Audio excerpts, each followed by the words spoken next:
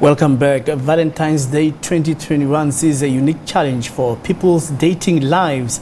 Pandemic hit 2020 drove us all back to our confined spaces of homes, and meeting new people, also going on dates, became a challenge. With Valentine's Day coming tomorrow, online dating apps users are cautioned to their personal information. Now, to discuss this, we joined via Zoom by Shaun Phakade, who is ESET Cybersecurity Specialist. Thank you so much for coming through, sir. Thank you so much for having me, Colin. All right. Yeah, so taking a proactive step towards protecting people against being vulnerable when it comes to letting their hearts out on social media and falling prey to people who are scammers and hackers. Please tell us how widespread is this phenomenon and how many people fall prey to this? So, I think to get a very clear view, I think I should share some stats with you that will give you a better understanding in terms of how this phenomenon is actually increasing and becoming very sort of problematic for our society. The FBI in 2019 released an internet crime report that stated that confidence fraud was the second costliest scam, with losses of about almost $500 million US. And according to a report also published by the FTC, the annual number of victims of romance scams grew from 8,500 to 21,000. So that clearly gives you a picture that this is something that's becoming a problem. Why is this becoming a problem? Is because scammers are always looking for key points where they can compromise their victims. And what better to compromise people than when they are emotionally involved in something? Yeah, even here, when we try to look for people to interview and access them via social media because we can't get through to them, through conventional ways, we would meet people who pose as analysts and who are actually scammers. But one would be cautioned because of how knowledgeable we are with our colleagues who are very, very conversant and versatile with IT issues. But for somebody at home who could be genuine in their intention to meet somebody who in real life could mean something to them, how do they protect themselves? So I think there's a couple of key things that you need to look for. And I think the first one is that, when you get into any application, whether it is for dating, whether it is for social use, you need to be very wary in terms of the information that you put on there. You need to be very wary of your privacy settings. But, just looking specifically and taking this to the month of love and looking, specifically at Valentine's Day and focusing on dating apps, is that, when you get on these apps, I think you need to be able to look at the inconsistencies that you will get from whoever is sort of communicating with you. But you'll find that also people that are going to scam you or trying to scam you will profess, excessive romantic interest, like they love you, they do whatever to try and lure you in for you to sort of give in your personal details or to give them money. But also what they would want to do, because dating apps have in them, legally have sort of employed things and ways to protect their users, because they know that scamming is definitely something that's there. So what these people will do, they'll try and move you off these dating apps and move you off to another messaging app where they fraud and the scamming cannot be detected. Also, what they normally do and what we found is that they tell very elaborate stories, like no, I have lost my my mother and I'm from here, the very sad stories to try and appeal to you more emotionally. And we do know that the more you appeal to someone's emotion, the more vulnerable they become. And that is just the sweet spot for anyone that's trying to scam you. And that's why this period of time is very, very volatile for people to be scammed online. So people need to be able to also be cognizant in terms of the information that they give on these dating apps, especially when it comes to meeting people online.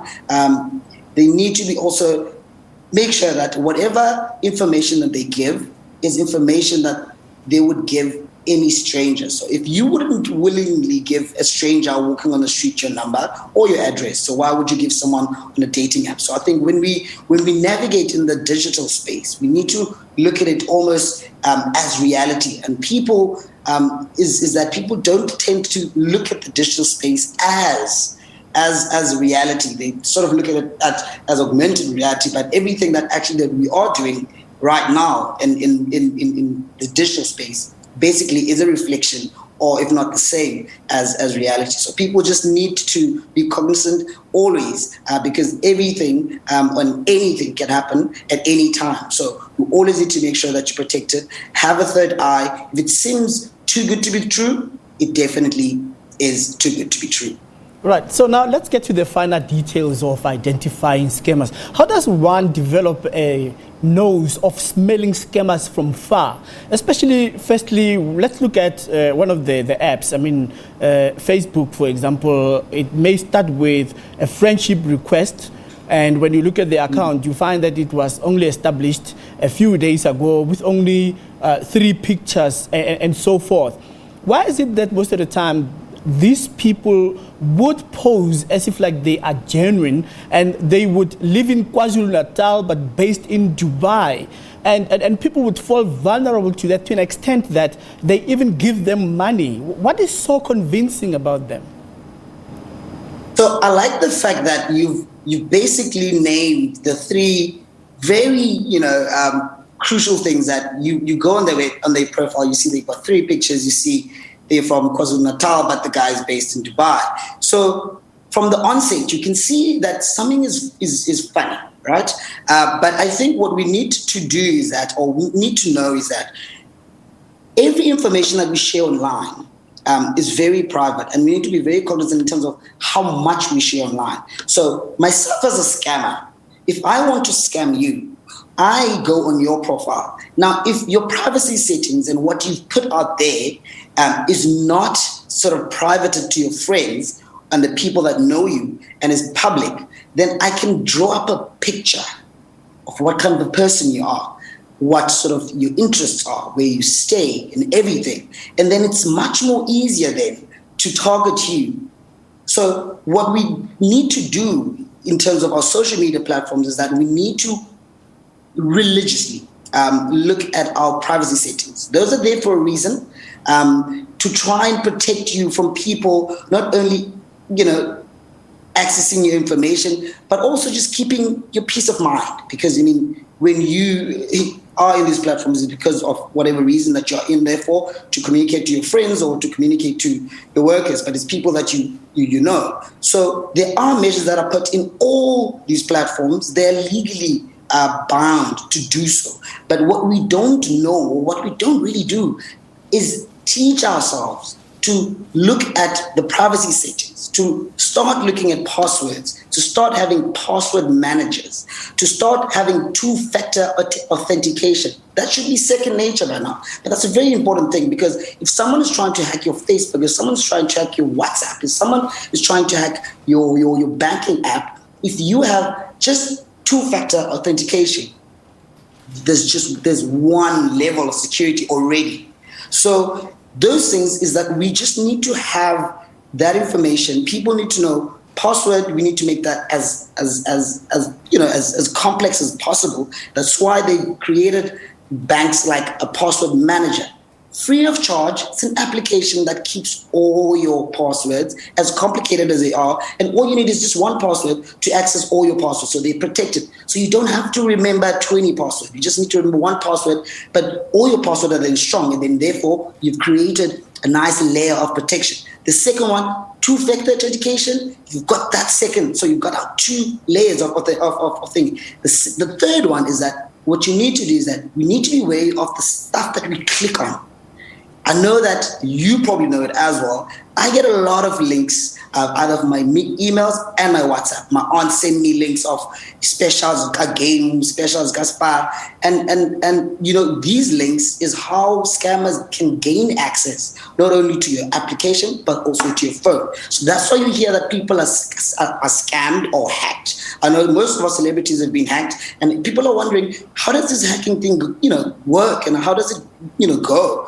the only way they can do that, scammers can have access to anything, your mobile, on your device, your application, is firstly through your negligence. And negligence, I wouldn't want to use that word. I would say you're not having knowledge. So people don't know that they shouldn't be clicking on links. People don't know that they should be wary about using public Wi-Fi. People don't really know the importance of 2FA because they actually think it's sort of like a third step, but it's very important. People use the exact same password because it's just much more easier. So if you could just do those three things, applications, your mobiles, all your devices, you've got protection. Okay. Yeah, Shaun, we've run out of time. I would like to continue with this one, but I know somebody is watching this interview and they're going to send me a message on social media and say, hey, Colin, this is Shaun. I just did an interview with you and I've ran out of petrol. Please send me 1,000 rand. And you know what I will do? I'll say, let's go back to Zoom or let's do a video call. Thank you so much. Thanks, Colin. It was nice to meet you. All right. Thank you so much. Have a lovely Saturday and happy Valentine's Day to you in advance. That's Shaun Phakade, who is ESET Cybersecurity Specialist, speaking to us about online safety tips right here on